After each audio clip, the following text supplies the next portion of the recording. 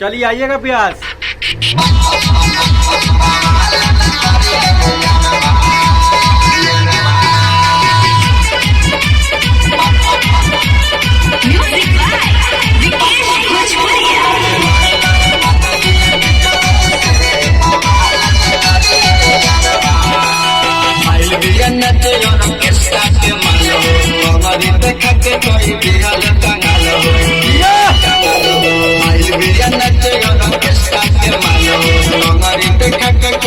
क्या बात है। छोटा लोहे लोहे मजा लिए चौबे से बवाल करिए रे लोहे लोहे मजा लिए चौबे से बवाल करिए रे क्या बात है।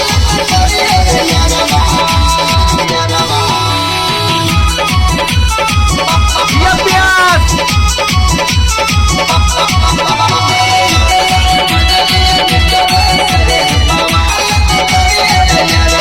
धीरे धीरे तोलिया खोली आई तोरे बड़ी माला रे कनकी मारी मुटकी मारी इसलिए रसता रे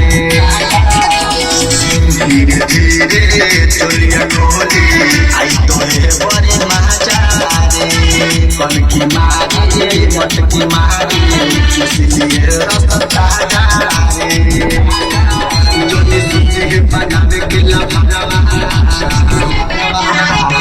लोहे लोहे मजा लिए नीचवे से बवाल न करिए रे लोहे लोहे मजा लिए नीचवे से बवाल न करिए रे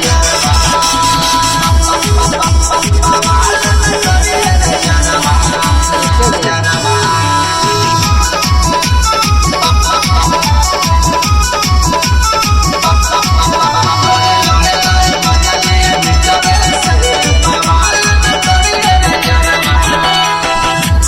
चनिया के चक्कर में नौकरी है तू लुटाई रे सुननी देश बबुआ तो से कैसा दाम समझाई रे कबो न चनिया के चक्कर में नौकरी है तू लुटाई रे सुननी देश बबुआ तो से कैसा दाम समझाई रे बिहार में लहरवा लोहे लोहे मजा लिए नीचवे से बवाल करिए रे यारवा लोहे लोहे मजा लिए नीचवे से बवाल करिए रे यारवा। चलिए आइए प्यास।